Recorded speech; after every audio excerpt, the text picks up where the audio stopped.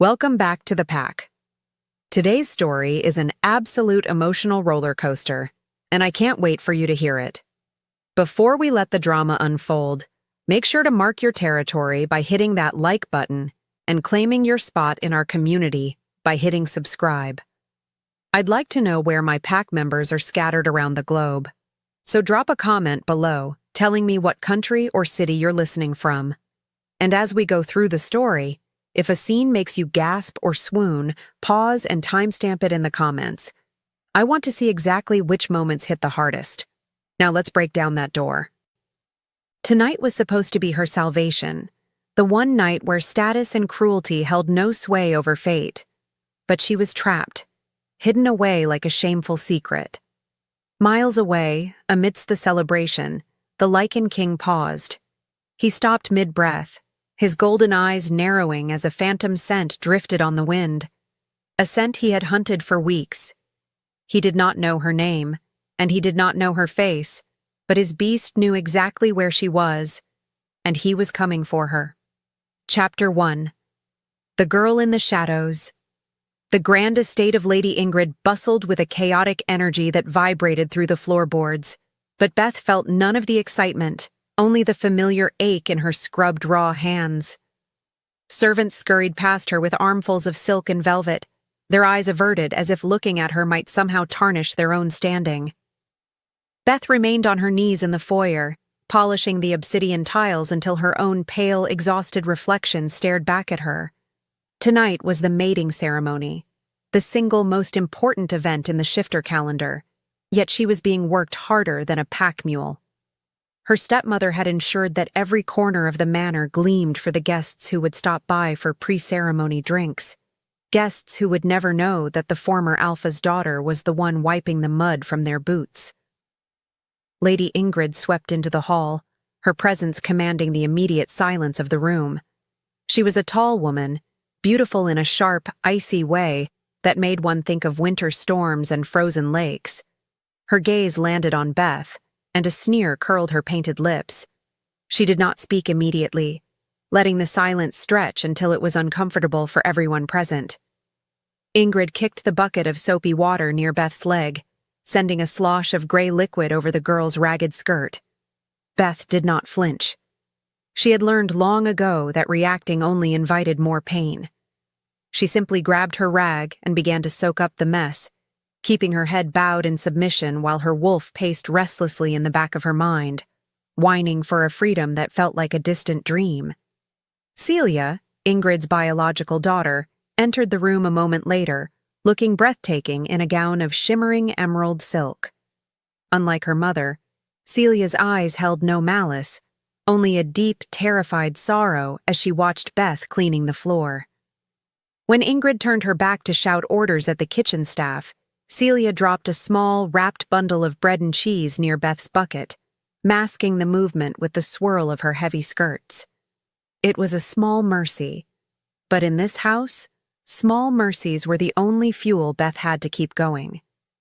They exchanged a brief, silent look, an acknowledgement of their shared prison, though their cages were built of very different materials.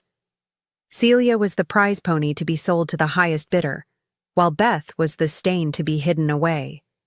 The tension in the house had been building for weeks, ever since the rumors began that the Lycan king himself would be in attendance tonight. The king's presence changed everything. It made the air vibrate with a terrifying potential. Beth remembered the terrifying encounter she had survived only a month prior, an event that she kept locked in her heart. Ingrid had forced her out into the treacherous northern ridges of the Packlands, demanding she find a specific patch of wild bluebells that grew only on the cliff edge. The stepmother had claimed she wanted the flowers for a centerpiece, but Beth knew it was merely a game to see if the girl would slip and fall to her death. While clinging to the rocky face, gathering the fragile purple blooms, the wind had shifted violently. A massive presence had moved through the trees below her, a predator so large the birds fell silent. Beth had pressed herself into the moss, her heart thundering, the scent of crushed petals and rain clinging to her skin. She had never seen the beast, but she had felt its power. a primal force that made her own wolf sing with a strange, terrifying recognition.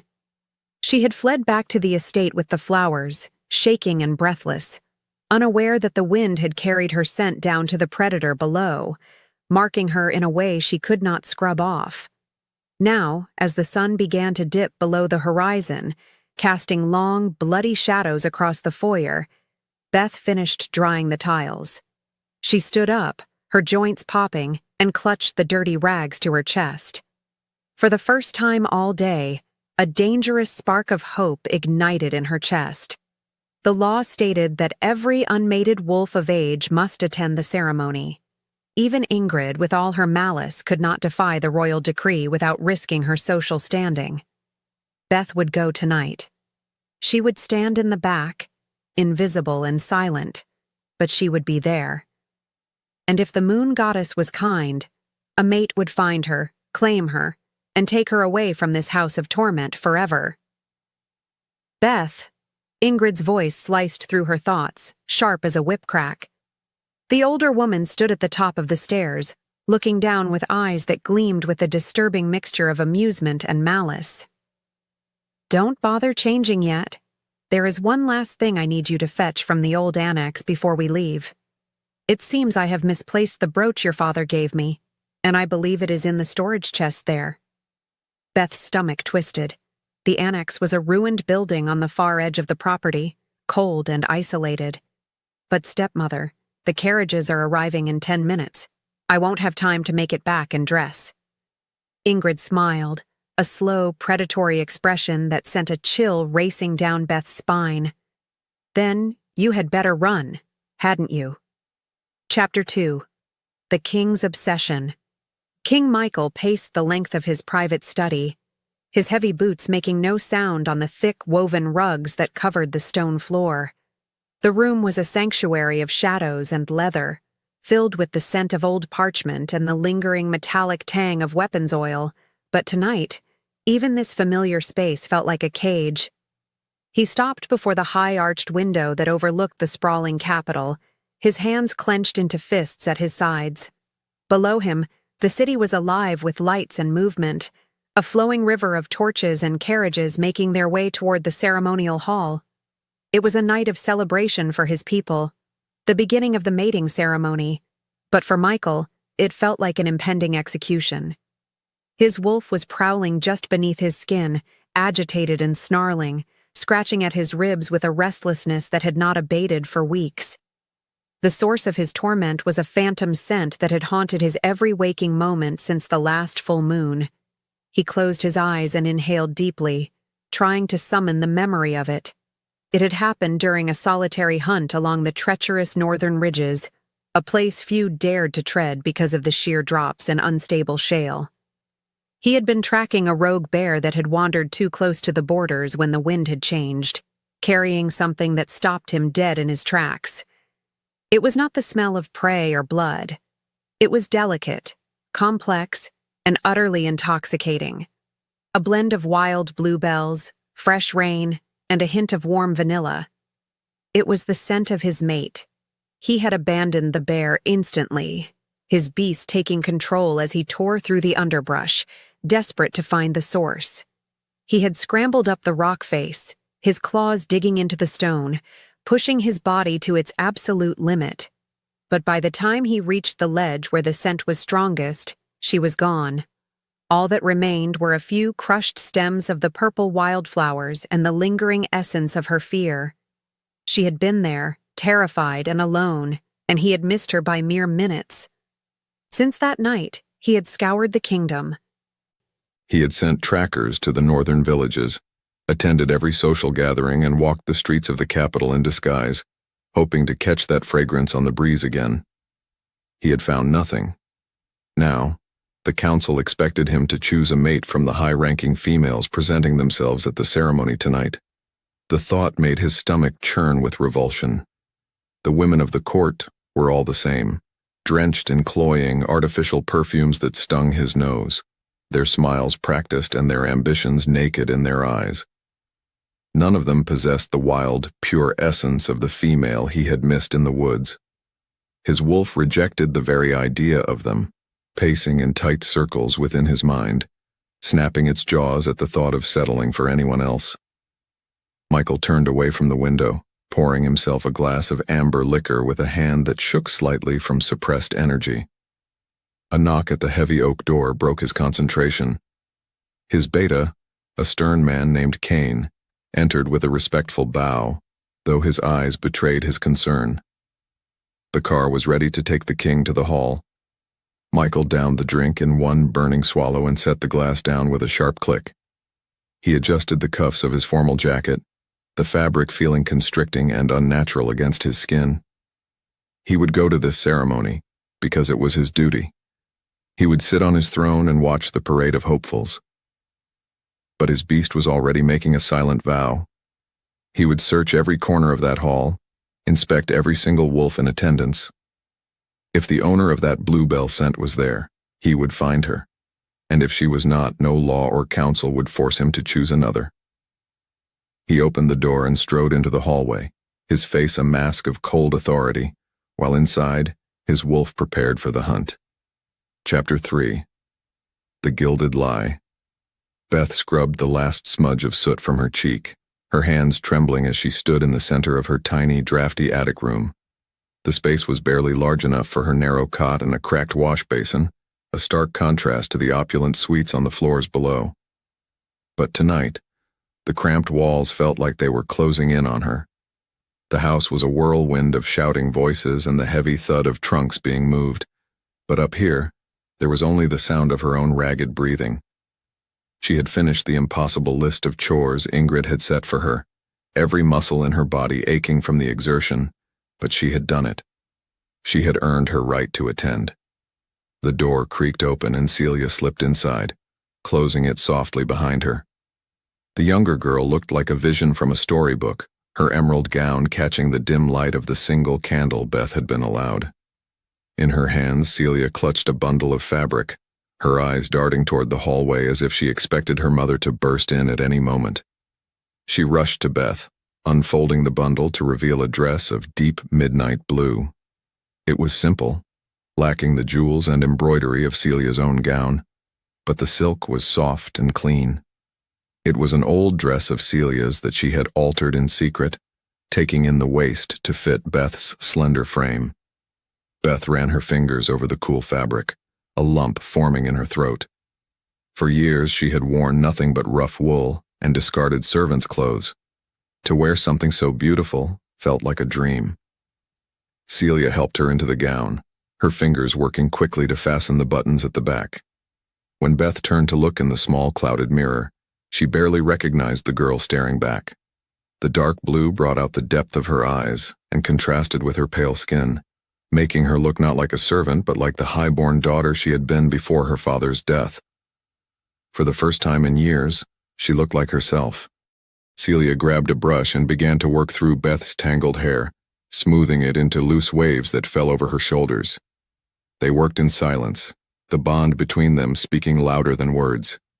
Celia was terrified of her mother, but her love for Beth was the one rebellious flame she refused to let Ingrid extinguish.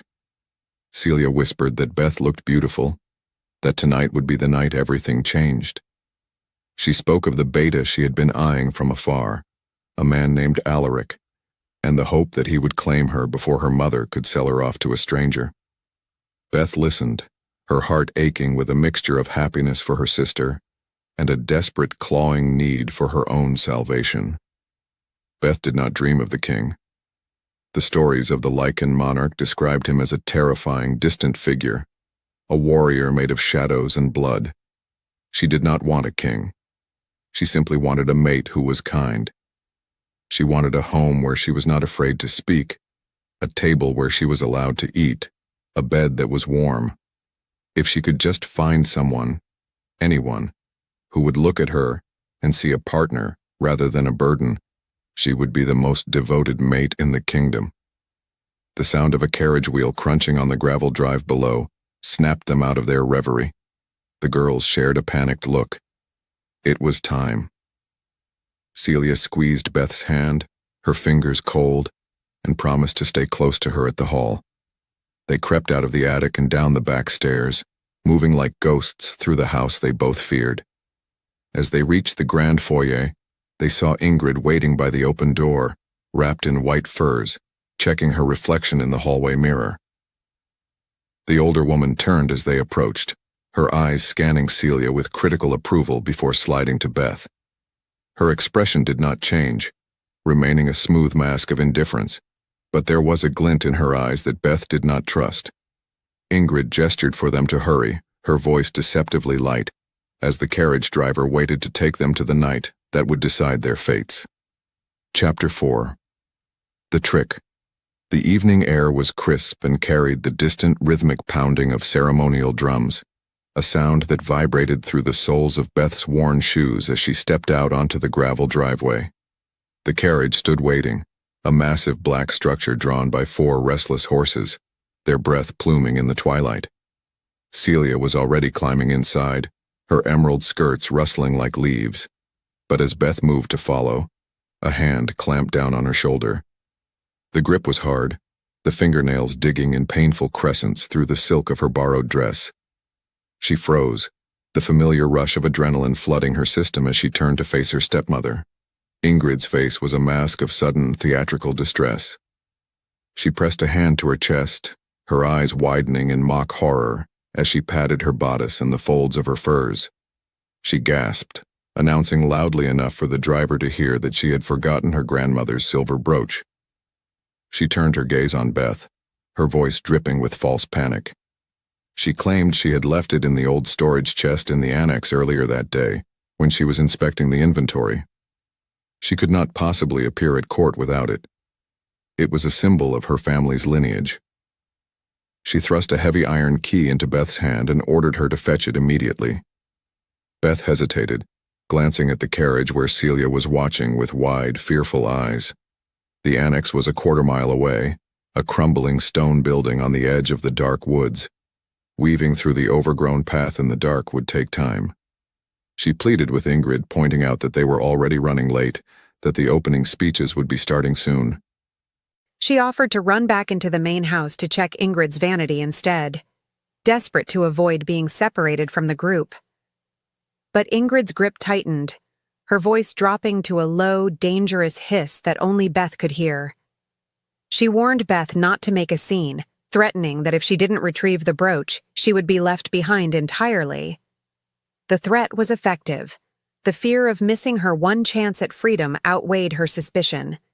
Beth grabbed the key and turned, hiking up her blue skirts and sprinting into the gathering darkness. She ran as fast as her legs would carry her, the wind whipping her hair across her face, branches snagging at the delicate silk of her dress. Her breath came in ragged gasps as she navigated the uneven path, her mind focused solely on the task. Get the brooch, run back, get in the carriage. She could not miss the ceremony. She could not spend another night in this house. She reached the annex, a dark, looming silhouette against the navy sky.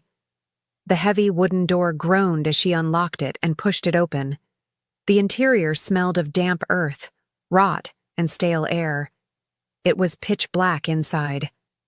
Beth stepped over the threshold, feeling along the wall for the lantern she knew was kept there. Her fingers brushed the cold metal, but before she could strike a match, a sound from behind her made her blood run cold.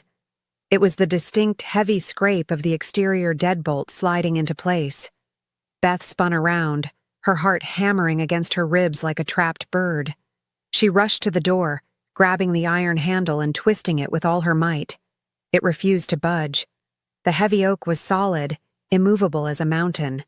She realized with a sickening jolt that she had not heard footsteps following her. Someone had been waiting here in the shadows, or perhaps the door had been rigged to lock from the outside. She shouted for help, her voice cracking, but the estate was too far away, the servants busy in the main house, and the carriage driver likely deaf to anything over the sound of the horses. She was alone in the dark, and the silence that followed was heavier than the stone walls surrounding her. Chapter 5. The Tiny Window. Panic was a cold, sharp thing that lived in Beth's chest, expanding rapidly until it choked off her air. She threw her weight against the door again and again, ignoring the bruising impact on her shoulder and the stinging pain in her hands. She screamed until her throat was raw, calling out for Celia, for the gardener, for anyone who might be lingering on the grounds. But the annex was built like a fortress, designed generations ago to store grain and valuables, its walls thick enough to muffle even the most desperate cries. The silence of the woods swallowed her screams, leaving her panting and trembling in the oppressive darkness. She fumbled in the dark until her hands found the matchbox she had dropped. With shaking fingers, she struck a light, the sudden flare illuminating the dusty, cobweb-filled room. There was no chest. There was no brooch. The room was empty save for a few broken chairs and piles of old sacking. It had been a lie from the very beginning. Ingrid had never intended to take her to the ceremony. The cruelty of it was so precise, so calculated, that it stole the strength from Beth's legs. She slid down the rough stone wall, the blue silk dress pooling around her like a puddle of spilled ink on the dirty floor. High above her, near the vaulted ceiling, was a single narrow window. It was too small for her to crawl through and far too high to reach, but by dragging one of the broken chairs over and standing on her tiptoes, she could just barely see out. The view twisted a knife into her heart. Miles away, across the dark expanse of the Packlands, the royal ceremonial hall was a beacon of golden light. She could see the tiny, moving specks of carriages arriving, the glow of torches lining the grand entrance. It looked like a world made of fire and warmth, a world she was banished from. As she watched, a streak of light shot up into the sky above the hall, exploding into a brilliant shower of red and gold sparks. The fireworks. The signal that the king had arrived and the ceremony had officially begun. Tears blurred her vision, hot and stinging, spilling over to track through the dust on her cheeks. Every explosion of light in the distance felt like a mockery. Somewhere in that hall, her potential mate might be waiting.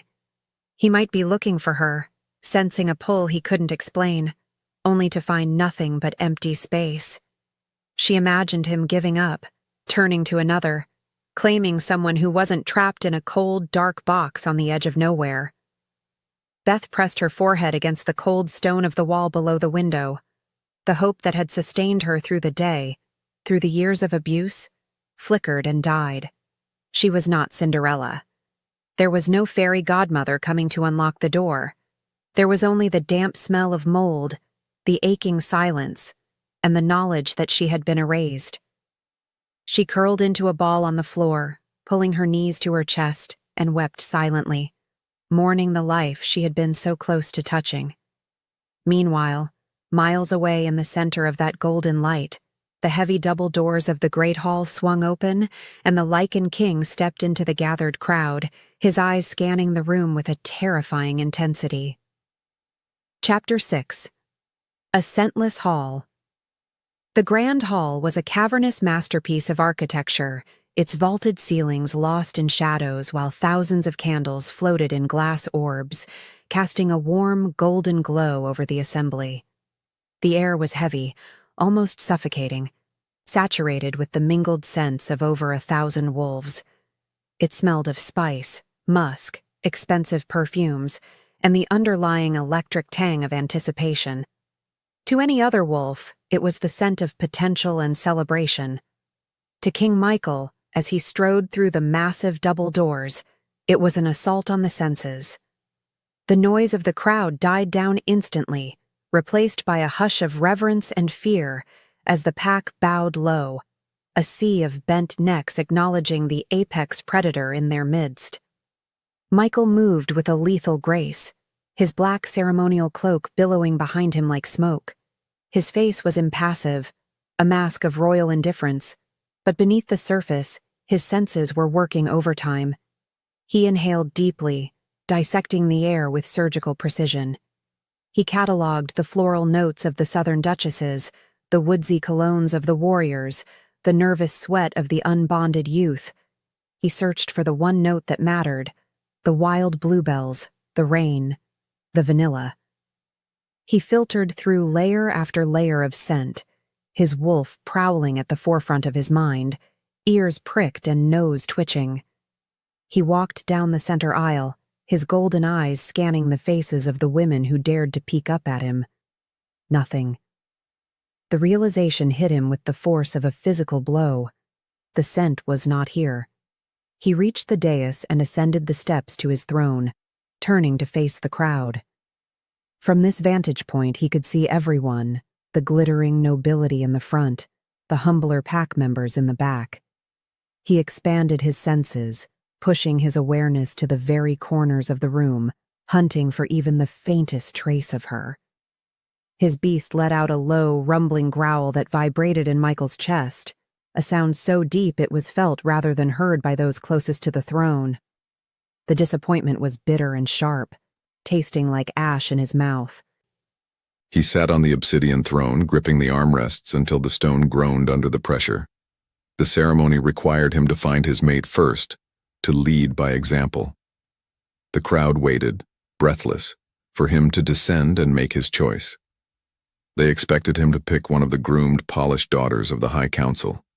They did not know he was looking for a ghost. Michael watched the hopeful expressions in the crowd and felt a surge of irrational anger. Why was she not here? Had she rejected him? Was she dead? Or had his senses lied to him in the woods? No. His wolf knew she existed, and her absence tonight felt like a personal betrayal by fate itself. Chapter 7. The King's Decree. The silence in the hall stretched thin, turning from reverent to awkward. The musicians hesitated, bows hovering over strings, unsure whether to play the mating anthem. The council elders exchanged nervous glances, shifting in their velvet seats. The king had been seated for 5 minutes, motionless as a statue, his gaze fixed on the back doors as if willing them to burst open. The tradition was absolute. The alpha pairs first. Until Michael moved, no other wolf could seek their mate. The tension in the room was palpable. Young wolves were vibrating with the need to find their partners, their instincts screaming at them, but fear of the king held them frozen in place. Michael felt the collective anxiety of his pack. He felt their longing, their suppressed hope. It clawed at his empathy, warring with his own selfish desire to burn the world down until he found her. He looked at the faces in the crowd, young men and women trembling with the need to touch the person destiny had made for them. He realized with a heavy heart that holding them hostage to his own misfortune was the act of a tyrant, not a king. If he could not have his happiness tonight, he would not deny them theirs.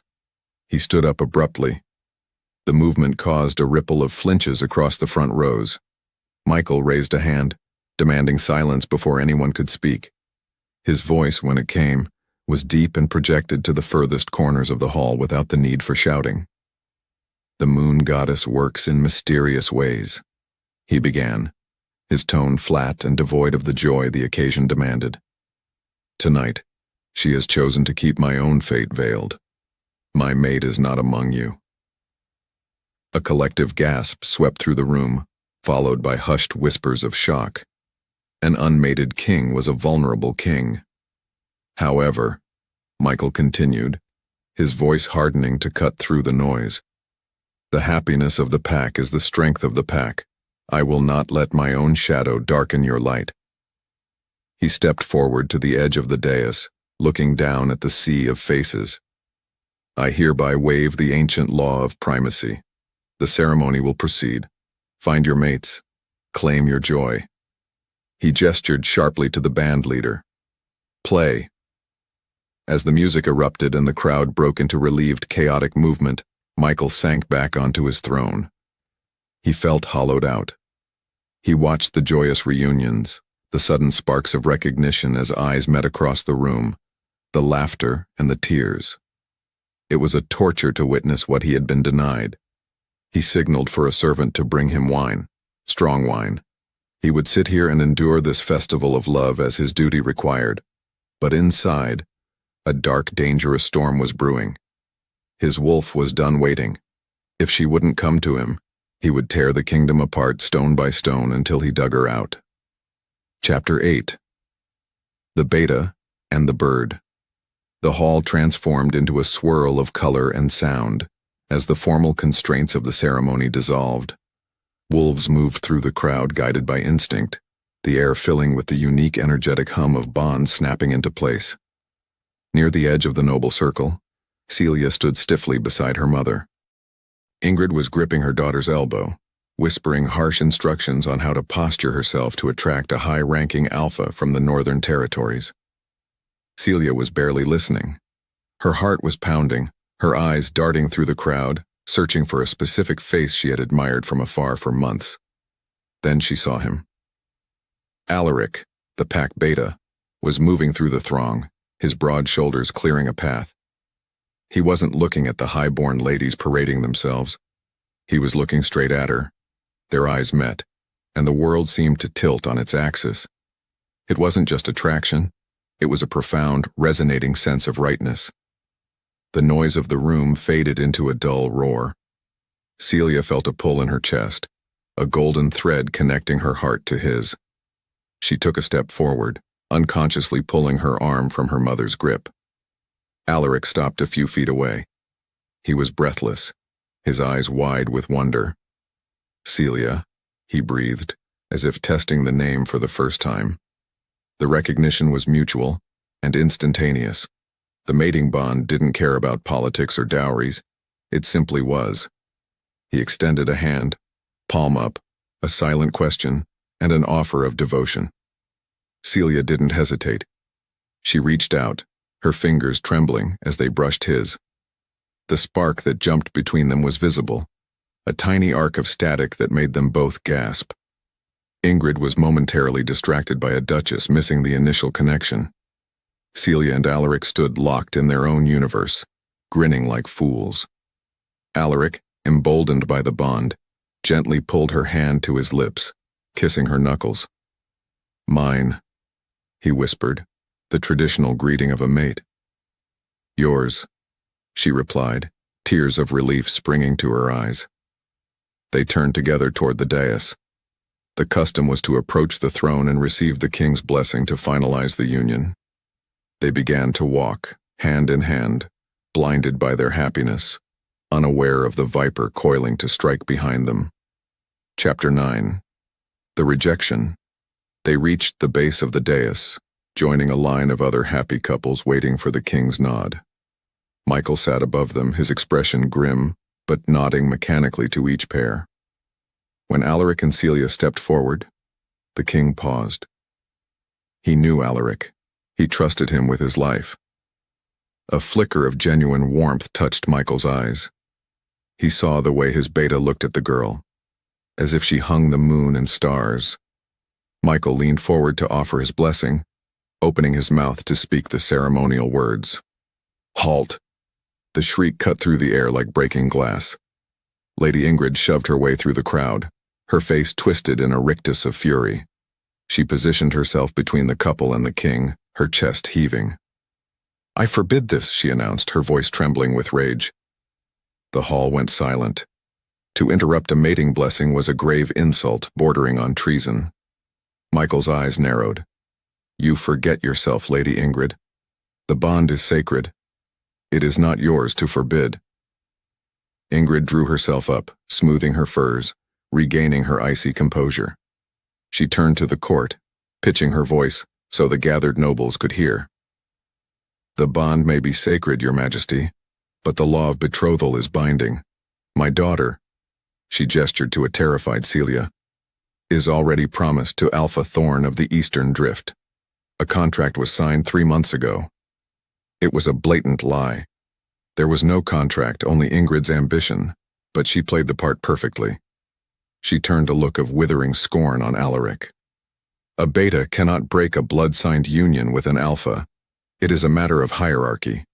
If he pursues this, he insults our house and breaks the social accords." Alaric went pale. He looked from Ingrid to Celia. "Is this true?" he asked, his voice rough. Celia opened her mouth to scream that it was a lie, but Ingrid's hand clamped onto her wrist, digging into a pressure point that sent a wave of paralyzing pain up her arm. Ingrid's eyes bored into her daughter's. promising retribution not just for her, but for Beth back home if she spoke out. Celia crumbled. She looked down, tears streaming freely, unable to deny it aloud. Alaric took her silence as confirmation. He looked at the king, agony written on his features. He was a soldier. He lived by the code of hierarchy and honor. He could not steal another Alpha's betrothed without causing a pack war. He slowly let go of Celia's hand. I withdraw, he choked out. I will not dishonor the pack. He stepped back, bowing low to the king, then turned and walked away, his shoulders slumped as if carrying the weight of the world. Celia let out a sob, but Ingrid was already dragging her back into the crowd, hissing at her to compose herself. Chapter 10. The Run. Michael watched the scene unfold with a simmering fury. He knew Ingrid was lying. He could smell the deception rolling off her in waves of sour sweat. But without proof or a denial from Celia, he could not intervene in a civil dispute. The injustice of it clawed at him. He had watched his best friend's heart break in real time, orchestrated by a woman whose ambition poisoned the air around her. The hall, once a place of celebration, now felt stifling, a cage of gold and velvet. The noise of the resumed music grated on his nerves like sandpaper. The smell of perfume was choking him. His wolf was thrashing against his ribs, demanding release. The beast was furious at the king's inaction, furious at the missing mate, furious at the cruelty he had just witnessed. Michael couldn't breathe. He stood up abruptly, knocking over his goblet of wine. The red liquid spilled across the stone like blood. He didn't care. Enough, he growled to no one in particular. He descended the stairs, ignoring the courtiers who tried to bow or catch his eye. He moved with a speed that blurred the edges of his vision. He needed air. He needed the cold bite of the wind. He needed to run until his lungs burned and his muscles screamed, until physical exhaustion drowned out the emotional chaos. He burst through the side doors of the hall and out into the cool night. The moment his boots hit the grass, he let go. He didn't bother stripping off his royal clothes. He leaped into the air, his body contorting and expanding, bones snapping and reshaping in a fluid, practiced agony. He landed on all fours, a massive wolf of midnight black fur, standing nearly as tall as a pony at the shoulder. He threw his head back and let out a roar that wasn't a howl. It was a challenge to the moon itself. Then, he ran. He tore into the earth with massive claws, sprinting away from the lights, away from the music, away from the responsibilities of the crown. He ran without a destination, letting his pure instinct drive him. He headed west, skirting the edge of the dense forest, running aggressively and fast. He didn't know it, but his subconscious was steering him. He wasn't running away. He was circling. The path he cut through the night was an arc that would lead him inevitably toward the residential borders, toward the source of a sorrow that matched his own. Chapter 11. The Breaking Point. The silence inside the stone annex was a heavy, suffocating blanket that seemed to press against Beth's skin, growing heavier with every passing hour. She had long since stopped pounding on the reinforced door, her fists bruised and throbbing from the futile effort against the iron-bound oak. The adrenaline that had fueled her initial panic had drained away, leaving behind a cold, hollow ache that settled deep in her marrow. She sat curled in the corner furthest from the drafty entrance, her knees pulled tight to her chest, trying to preserve what little body heat she had left. The darkness was absolute, save for the single, mocking square of moonlight that filtered through the high window. A window too small to crawl through and too high to reach, offering only a sliver of the world she was denied. Through that cruel aperture, she could no longer see the fireworks, but she could feel the distant vibration of the celebration. It was a rhythmic thumping in the earth, the collective heartbeat of the pack rejoicing in the mating ceremony. Somewhere out there, wolves were finding their other halves, bonds were snapping into place, and lives were changing forever. Here, in the damp solitude of the storage room, Beth was being erased. The dust on the floor coated her tongue. and the smell of stale grain and mildew filled her nose, a stark contrast to the imaginary sense of the banquet she had hoped to attend. Her stepmother's plan had been perfect in its simplicity. No one would look for the servant girl. No one would notice she was missing until the ceremony was over, and by then, her chance at freedom would have evaporated into the night. Time seemed to distort in the darkness, stretching and warping until minutes felt like hours. Beth's mind began to wander, drifting into dangerous territories of despair. She thought of her father, of the life she had before he passed, and the slow, agonizing descent into servitude that followed. She thought of Celia's terrified eyes as the carriage pulled away. The isolation began to chip away at her human resolve, stripping back the layers of civilized restraint she had worn as armor for years. Deep inside her chest, something shifted. Her inner wolf, a creature that had been beaten into silence and dormancy by years of trauma, began to stir. It wasn't a gentle awakening. It was a violent, clawing need to surface. The atmosphere in the annex suddenly changed, charged with a strange, static energy that made the hair on Beth's arms stand up. It was as if the air pressure had dropped before a massive storm. She didn't know it was the proximity of the Lycan king raging miles away. But her wolf felt the ripple of dominance rolling across the land. The beast inside her responded to that power, pushing against her ribcage with a sudden, overwhelming urgency. The grief of the night, the years of pain, and the crushing weight of the locked door combined into a volatile mixture that demanded release. Beth scrambled to her feet, her movements jerky and uncoordinated as the animal instinct took the driver's seat. She staggered to the center of the room, her breath coming in ragged gasps. The walls felt like they were shrinking, closing in to crush her. She needed to be heard. She needed to break the silence before it swallowed her whole. She threw her head back, her eyes squeezing shut against the tears that leaked out, and opened her mouth. The sound that tore from her throat was raw and primal, bypassing language entirely. It started as a low moan of misery but climbed rapidly into a piercing, melodic howl that vibrated through the stone foundation. It was a soul song, the cry of a wolf who had lost everything, a beacon of pure sorrow launched into the night sky, pleading with the moon for an answer. Chapter 12. The Turn. The forest blurred into a tunnel of shadows and gray shapes as King Michael tore through the underbrush, his massive paws churning the earth with lethal force. He was running blindly, driven by a cocktail of fury and disappointment that burned like acid in his veins. Branches whipped against his black fur, and the cold wind stung his eyes, but he felt none of it. He was a creature of pure kinetic energy, needing to punish his own body to silence the roar of rejection in his mind.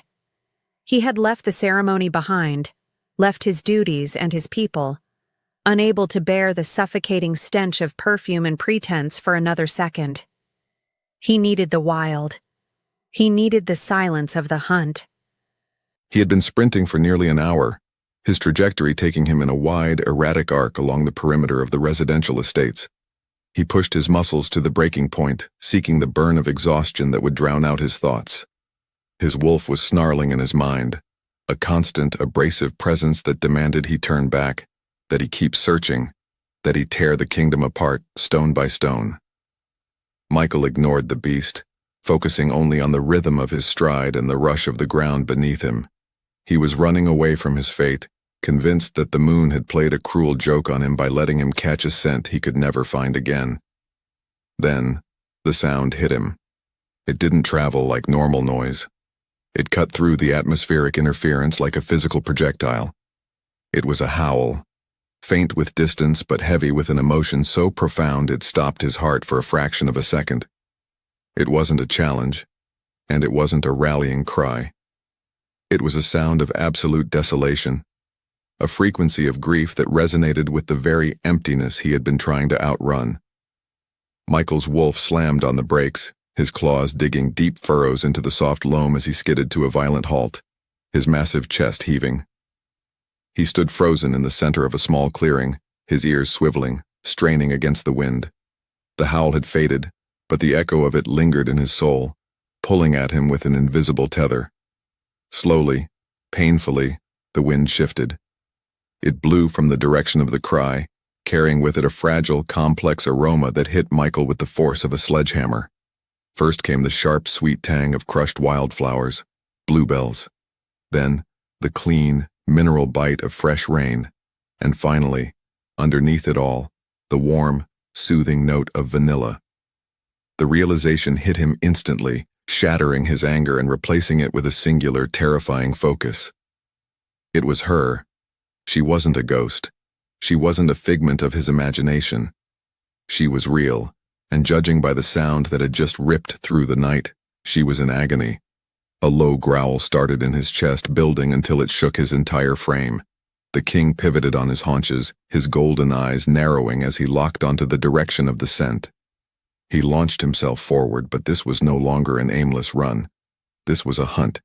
He exploded into speed, moving faster than he had ever moved in his life, tearing through the woods with a singular purpose.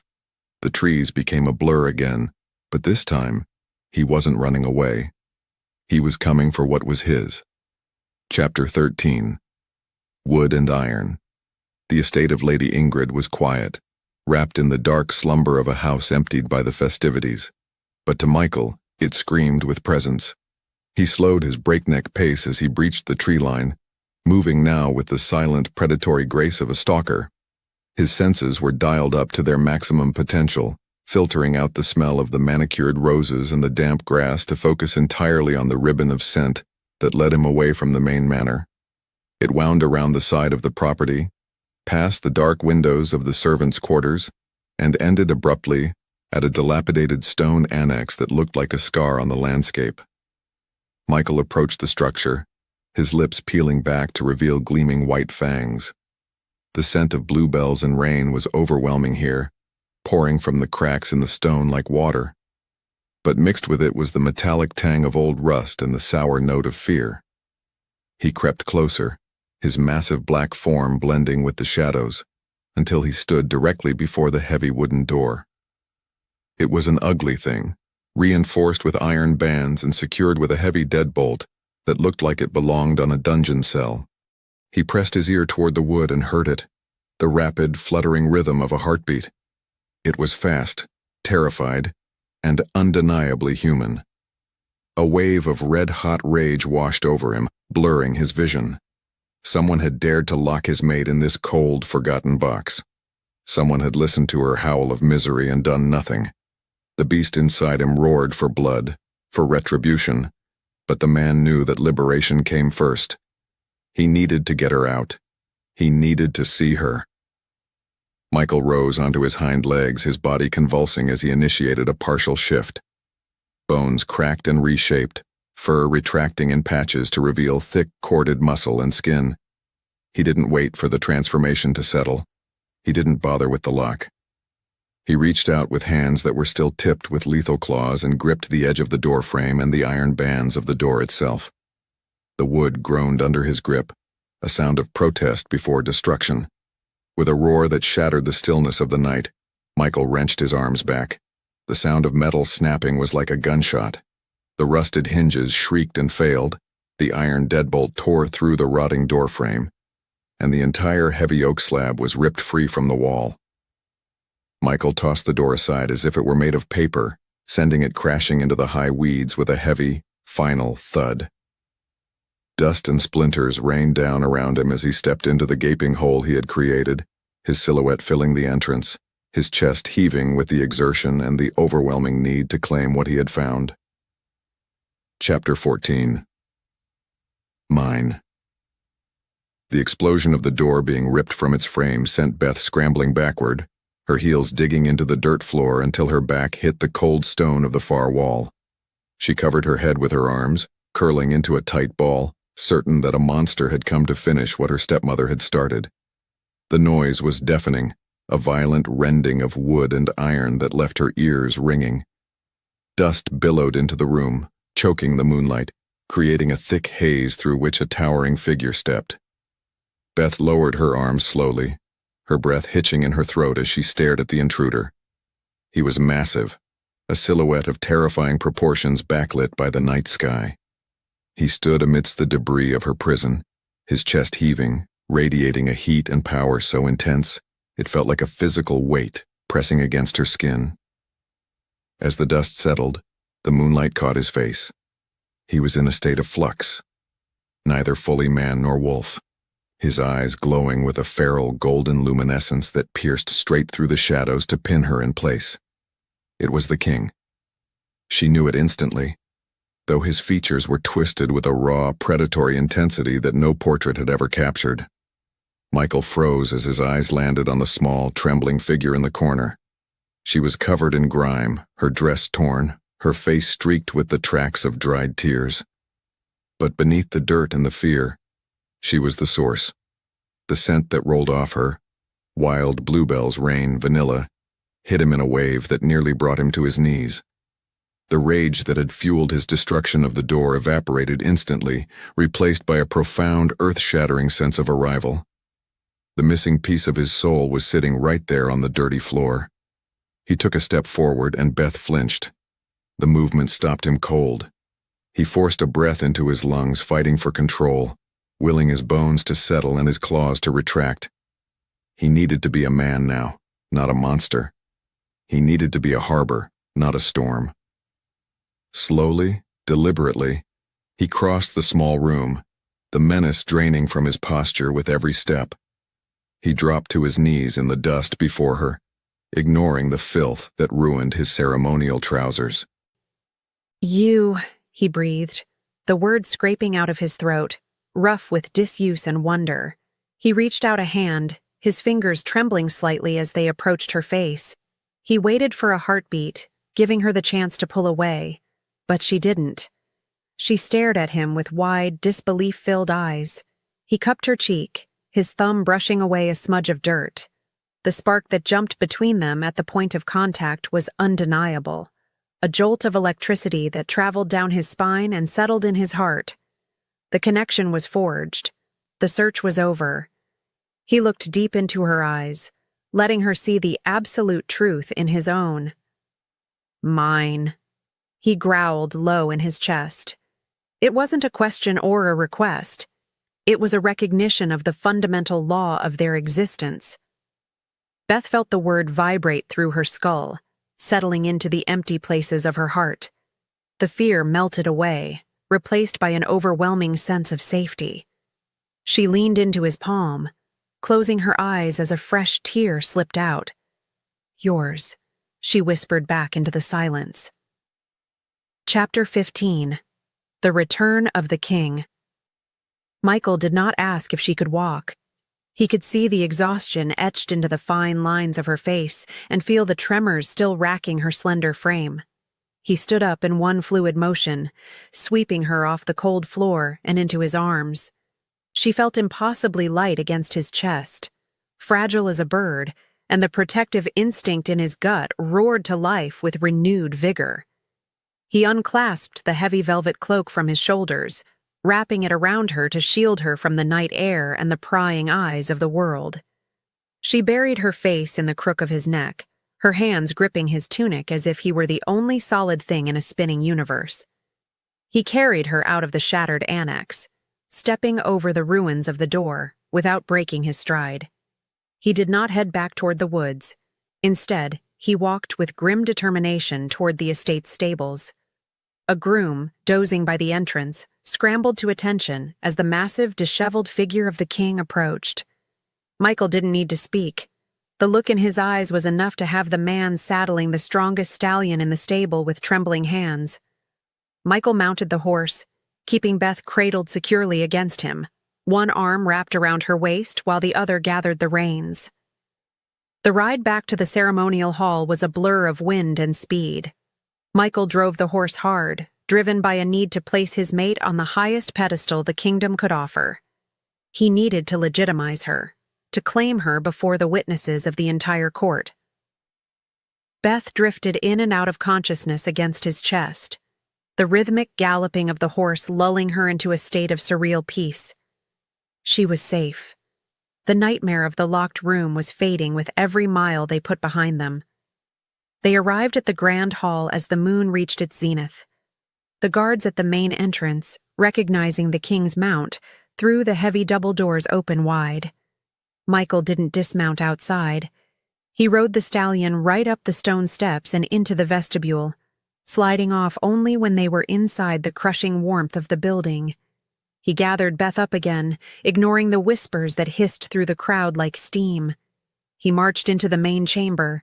The music died instantly. The laughter ceased. Thousands of eyes turned toward the center aisle, widening in shock at the sight of their monarch, dirty, wild-eyed, and carrying a woman wrapped in the royal colors. Michael looked at no one. He walked a straight line to the dais, the crowd parting before him like the Red Sea. He ascended the steps, his boots heavy on the stone, and approached the obsidian throne he had vacated hours ago in despair. He sat down heavily, pulling Beth onto his lap, settling her against him in a display of absolute, unchallengeable possession. He scanned the room, meeting the gaze of the shocked elders and the gaping nobles. He adjusted the cloak around Beth, ensuring she was covered, before raising his chin in defiance. His voice, when he spoke, boomed through the silent hall, carrying the weight of finality. "The celebration continues," he declared, his hand resting protectively on Beth's back. "My queen has been found." Chapter 16. The Stepmother's Fury Lady. Ingrid stood frozen near the front of the dais, her knuckles white as she gripped her fan, the fragile wood snapping under the pressure of her clenched fist. The scene unfolding before her was a nightmare manifested in flesh and blood. She watched with wide, horrified eyes as the king, the most powerful predator in the realm, cradled the stepdaughter she had locked away in a damp annex mere hours ago. Beth looked wretched, her hair tangled with cobwebs and her face streaked with grime. Yet she was seated on the throne, wrapped in the king's own cloak, elevated above the highest duchess in the land. The sheer impossibility of it made the room spin around Ingrid.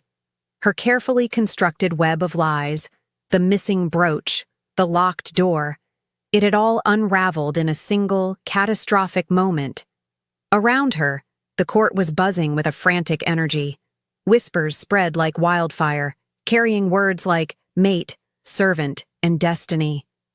Ingrid could see the pitying glances directed her way by her rivals, and the humiliation burned hotter than fire in her veins. She had spent years reducing Beth to a ghost, a non-entity, ensuring her own daughter, Celia, would shine without competition. Now, that ghost was staring down at her from the seat of ultimate power. Ingrid's mind raced, searching for a salvageable angle. She could not attack the king's mate. That was treason. But she could control the narrative. She had to act the part of the relieved mother, the ignorant guardian who had been frantically searching for her lost ward. Summoning every ounce of her social training, Ingrid forced her rigid features into a mask of overwhelming relief. Tears, practiced and perfect, welled in her eyes as she stepped forward, pushing past a stunned duke. "Beth!" she cried out, her voice pitching up into a theatrical sob of gratitude. She rushed toward the steps of the dais, her arms outstretched. "Oh, thank the moon! We have been looking everywhere for you, child. When you didn't return from the garden, I feared the worst." She moved to ascend the stairs, intent on pulling Beth from the king's lap to comfort her, and to whisper a threat that would silence the girl forever. She made it to the first step before the sound stopped her. It was a low, vibrating rumble that seemed to come from the earth itself. King Michael had not moved, but his lip had curled back to reveal gleaming white fangs. The growl was a warning, primal and unmistakable. It froze the blood of every wolf in the hall. Ingrid halted mid-step, her foot hovering in the air, her heart hammering against her ribs. She looked up into the king's golden eyes and saw no warmth, only a cold, predatory assessment. "One step closer," Michael said, his voice a quiet rasp that carried more weight than a shout. "And I will forget that you are a subject of this court." He tightened his hold on Beth, pulling the cloak higher around her shoulders. "I smell the deception on you, woman.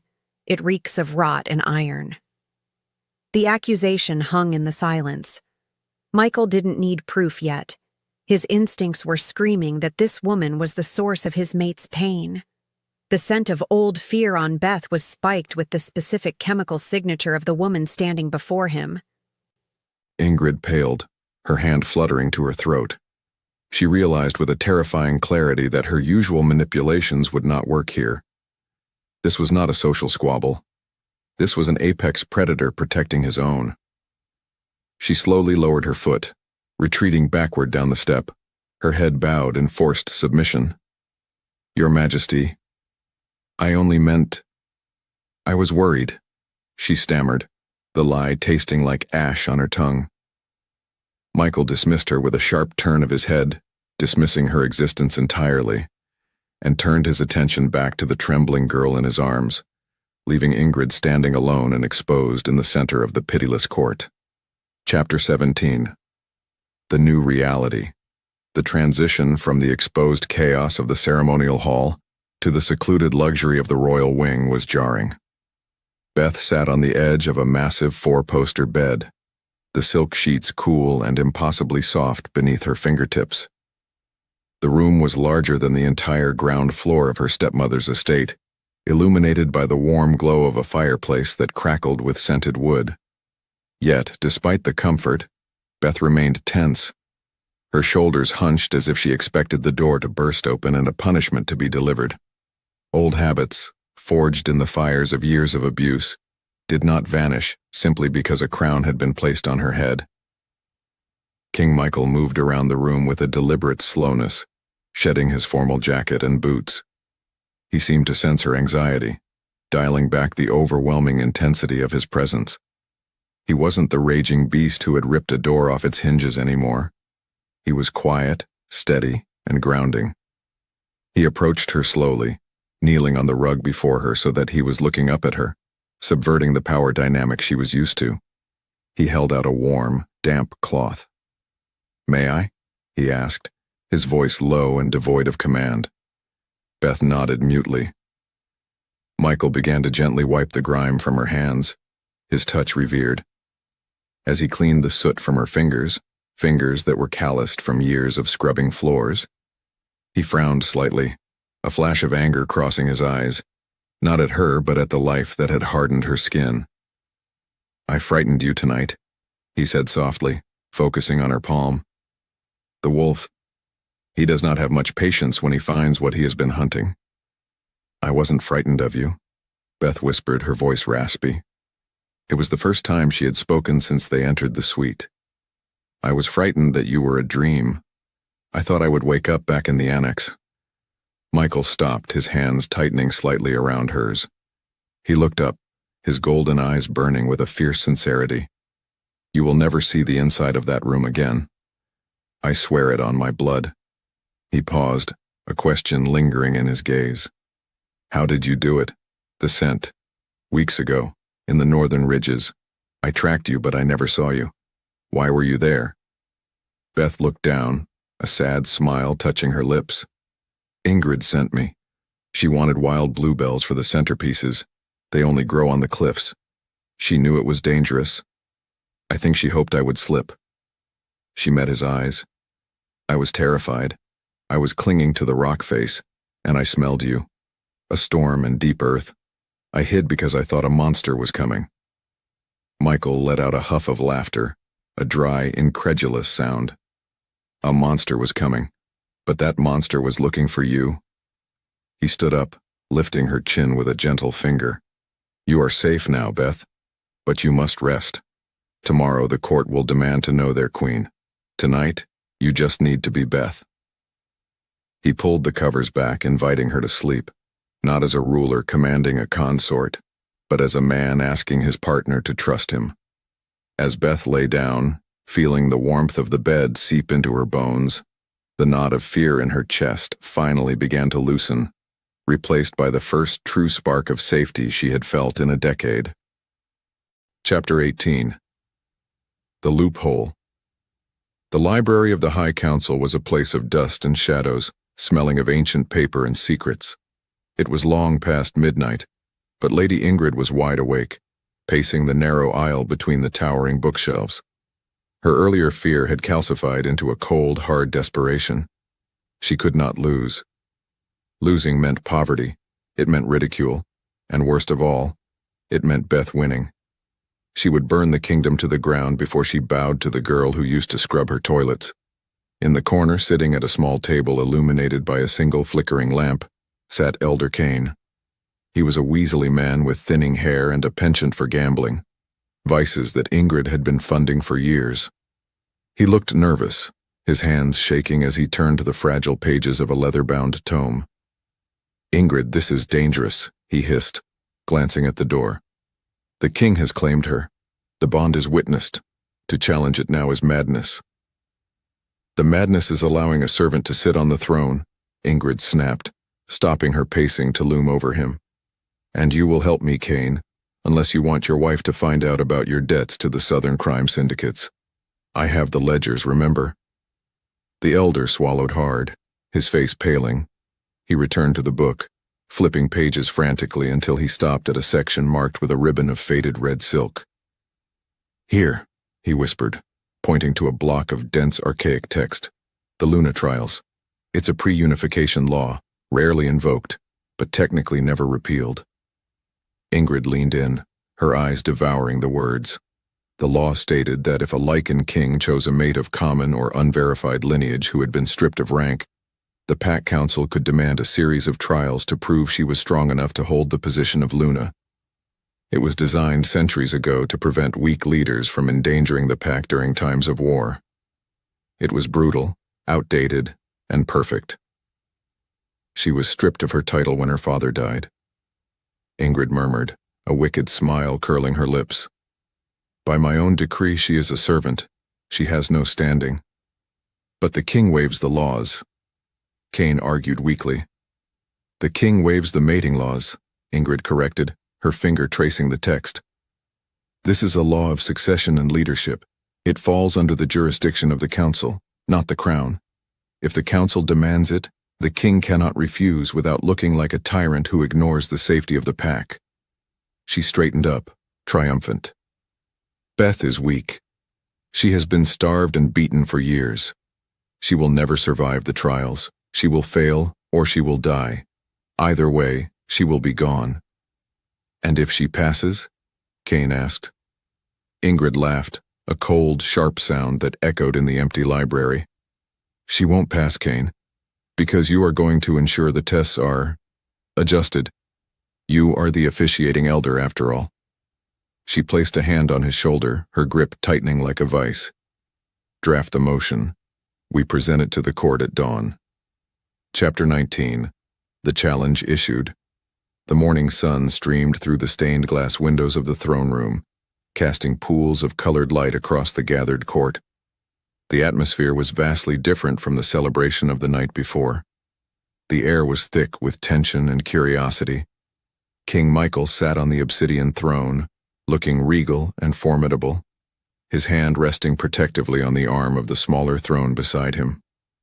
Beth sat there, dressed in a gown of soft cream and gold that Michael had ordered for her. She looked beautiful, but small. Her eyes darted around the room, reading the skepticism in the faces of the nobles. They didn't see a queen. They saw a curiosity, a scandal. The heavy doors groaned open, and Lady Ingrid strode in. She was flanked by Elder Kane and two other members of the council she had managed to sway with whispered lies about Beth's mental stability. Ingrid did not bow. She walked to the center of the room, her head held high, radiating a toxic confidence. "Your Majesty," Ingrid began, her voice ringing clear, "we come before you with a matter of grave concern regarding the security of the pack." Michael's growl was low and threatening. "The only concern I have is why you are still breathing my air, Ingrid. Speak quickly." Ingrid gestured to Elder Kane, who stepped forward, trembling slightly as he unrolled a scroll. "My king," Kane stammered, avoiding Michael's burning gaze. "It has been brought to the council's attention that your chosen mate lacks the necessary standing and training to hold the title of Luna. As she has lived as a servant for the last decade, We invoke the ancient rite of the Luna Probatio. A gasp went through the court. The Luna trials were legendary for their cruelty. Michael surged to his feet, his fury exploding into the room. "You dare?" he roared, the sound shaking the banners on the walls. "She is my mate. The bond is absolute." "The bond makes her your mate, yes," Ingrid interjected smoothly. "But it does not make her Luna. The Luna commands the armies in your absence. She manages the territory. She must be strong." She turned her gaze to Beth, her eyes filled with mock pity. "Look at her. She is fragile, broken. She would crumble under the first threat. For the sake of the pack, she must prove her worth. Or is she merely a pet you keep?" The insult landed like a slap. Michael looked ready to descend the stairs and tear Ingrid's throat out, law or no law. But before he could move, a soft sound stopped him. Beth stood up. Her legs were shaking, and her heart was hammering against her ribs like a trapped bird, but she stood. She looked at Ingrid, really looked at her, and saw not a mother, but a bully terrified of losing control. "I accept," Beth said. Her voice was quiet, but it carried in the silent room. Michael turned to her, shock written on his face. "Beth, no, you do not have to do this. I will burn the law books." "No," Beth said, turning to him. She placed a hand on his chest, feeling the thunder of his heart. "If you protect me from this, they will never respect me. They will always see me as the girl you saved, not the queen who stands beside you." She turned back to Ingrid, her chin lifting. "I am not broken, stepmother. I have survived you for 10 years. A few trials do not frighten me. Bring them on." Chapter 20. The Trial of Spirit. The entrance to the spirit cave was a jagged maw in the side of the mountain, exhaling a breath of cold, damp air that smelled of sulfur and ancient earth. The court gathered at a safe distance, watching in hushed silence. This was the first trial. The Trial of Spirit. It was a test of mental endurance. The candidate had to enter the cave, navigate the labyrinth, and retrieve the moonstone from the center. But the cave was not empty. It was filled with hallucinogenic vapors that drew out a wolf's deepest, most crippling fears. Beth stood at the entrance, dressed in a simple white tunic. She felt Michael's eyes burning into her back, a tangible weight of worry and love. He wasn't allowed to help. Even a whisper from him would disqualify her. She took a deep breath, steeling her nerves, and stepped into the darkness. As she descended, the light from the entrance faded, replaced by a dim, bioluminescent glow from the moss on the walls. The air grew heavy and sweet, cloying in her throat. Almost immediately, the drug took effect. The shadows began to writhe and detach themselves from the walls. Suddenly, she wasn't in a cave anymore. She was back in the attic. The walls were closing in, shrinking until they pressed against her skin. She heard the lock slide home, clack, clack, clack, echoing endlessly. "You are unwanted," a voice hissed. It was her father's voice. She spun around, and there he was, standing in the shadows, his face rotting away. "You let me die. You are weak." Beth fell to her knees, covering her ears. "No," she whimpered. "That's not real." The scene shifted. She was in the woods, clinging to the cliff. But the rocks were turning into Ingrid's fingers, pinching and scratching her skin. Below her, the abyss opened up, filled with laughing faces, Celia, the beta, the king, all mocking her. "Just let go," Ingrid's giant voice boomed from the ceiling of the cave. "You were born to fall." The psychological assault was relentless. The vapors attacked her insecurities, amplifying her trauma until she was curled in a ball on the damp floor, sobbing. She felt small, utterly defeated. It would be so easy to just lie here and let the darkness take her. Then, a sensation cut through the noise. A scent. It wasn't the cloying sweetness of the cave. It was phantom, a memory anchored in her soul. Rain, storm, strength. Michael. She remembered his voice in the annex. Mine. He didn't choose a weakling. He chose her.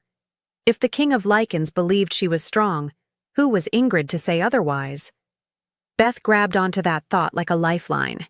She forced herself to breathe, pushing past the hallucinations. I am not that girl anymore, she gritted out. She stood up, her legs trembling. She looked at the rotting vision of her father. I loved you, but you are gone. She looked at the giant Ingrid. You are just a bitter old woman.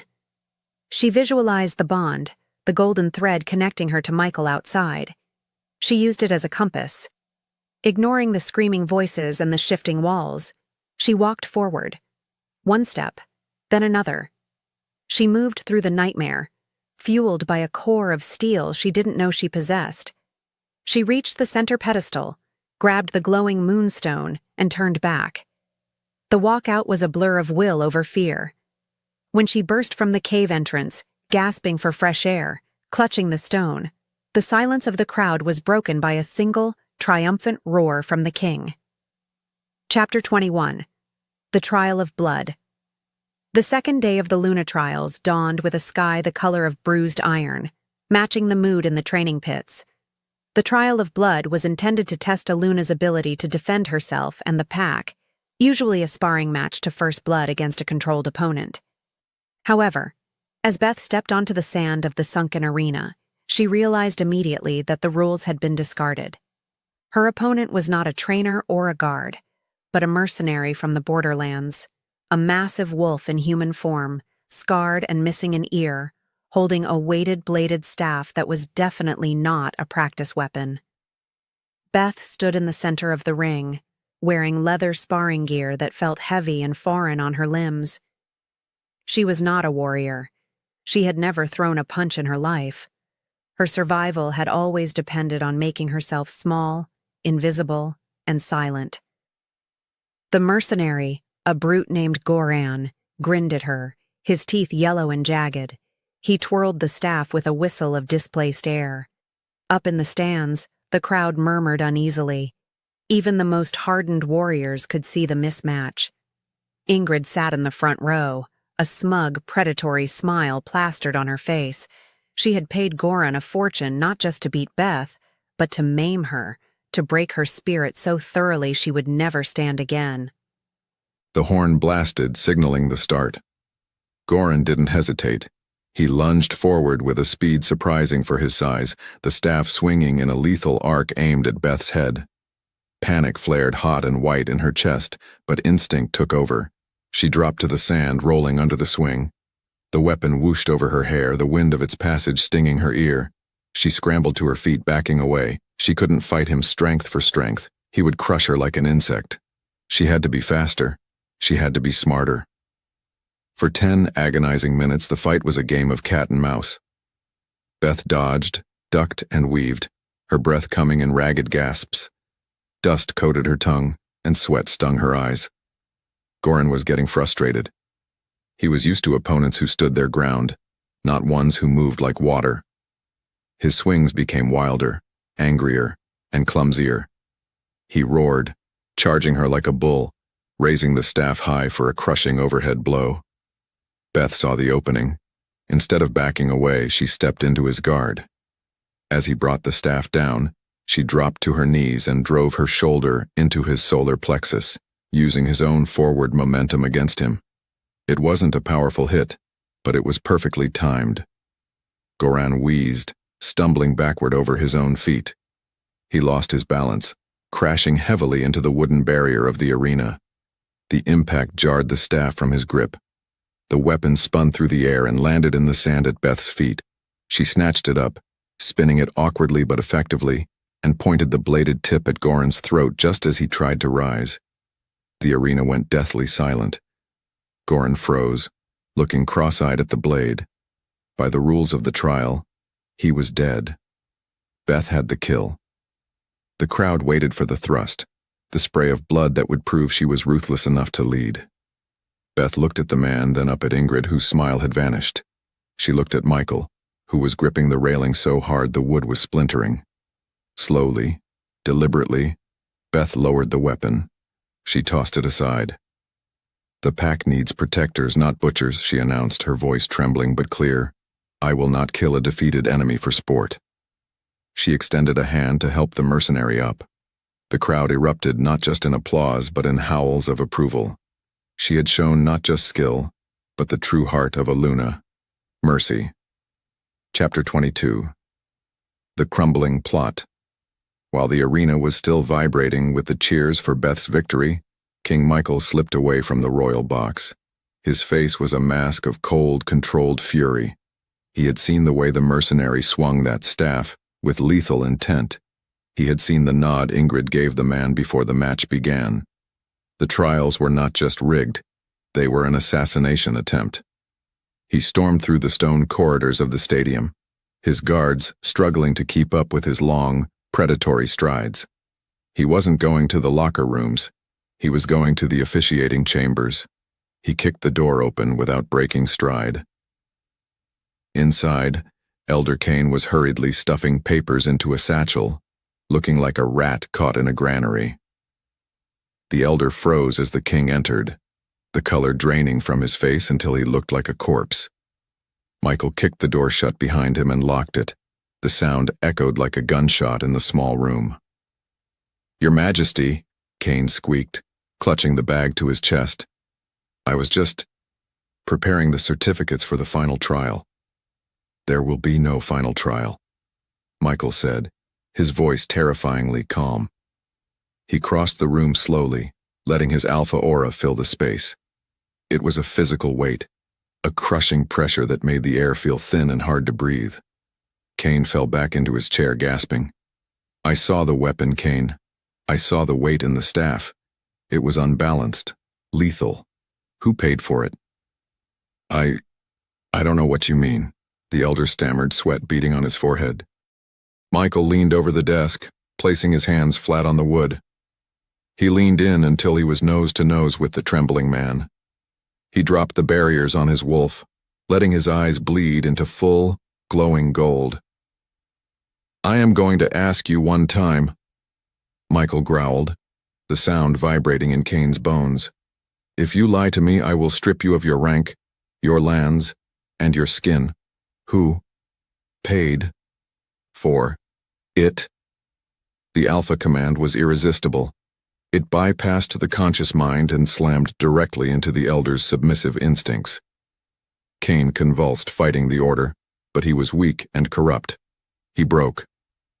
"Ingrid," he screamed, sobbing. "It was Lady Ingrid. She has the blackmail files. She forced me.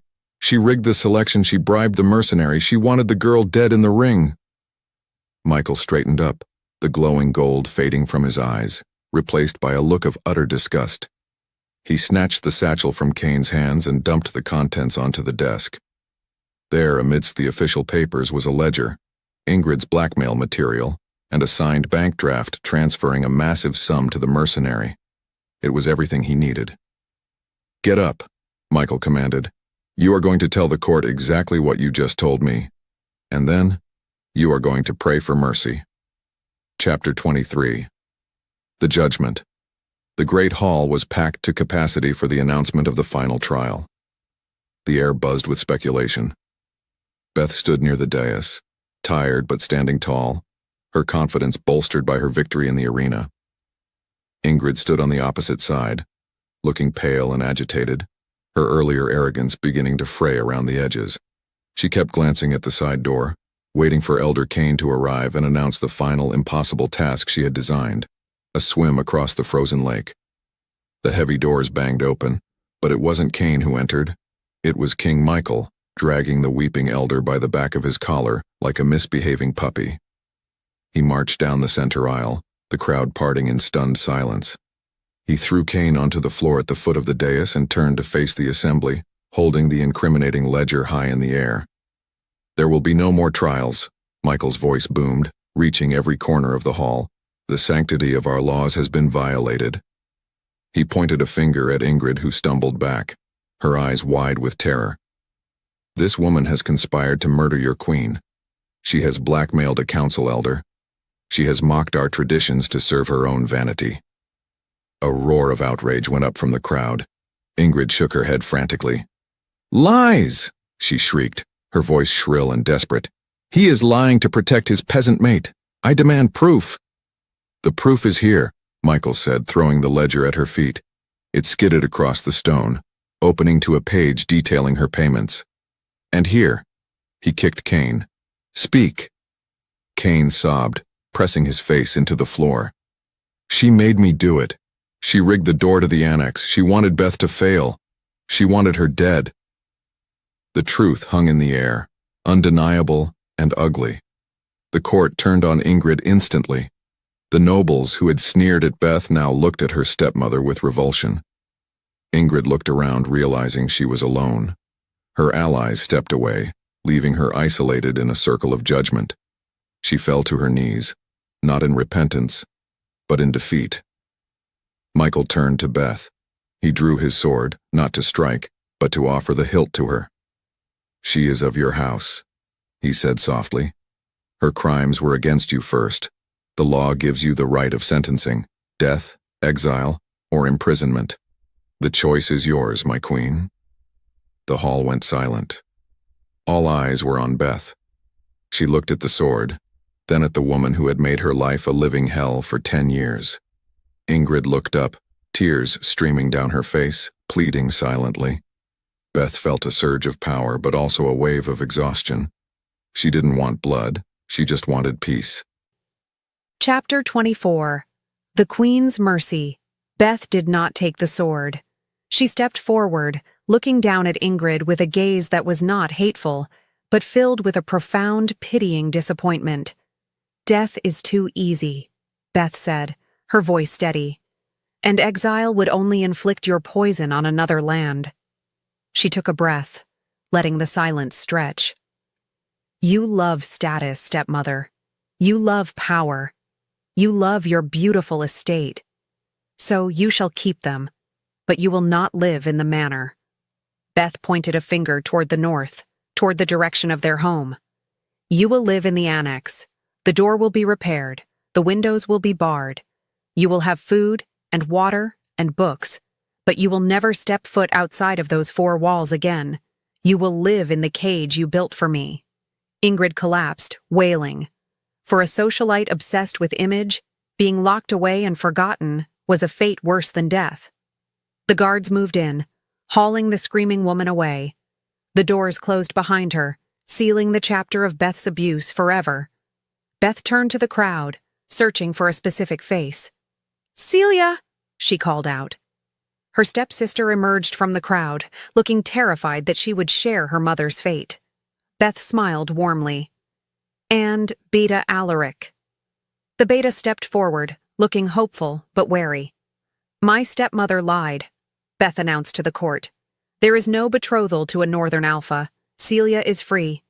She looked at Michael, who nodded, understanding her intent. "As my first act as Luna," Beth continued, "I command that a royal wedding be prepared. Not for me, but for my sister and her true mate. Let the kingdom celebrate love that cannot be broken by lies."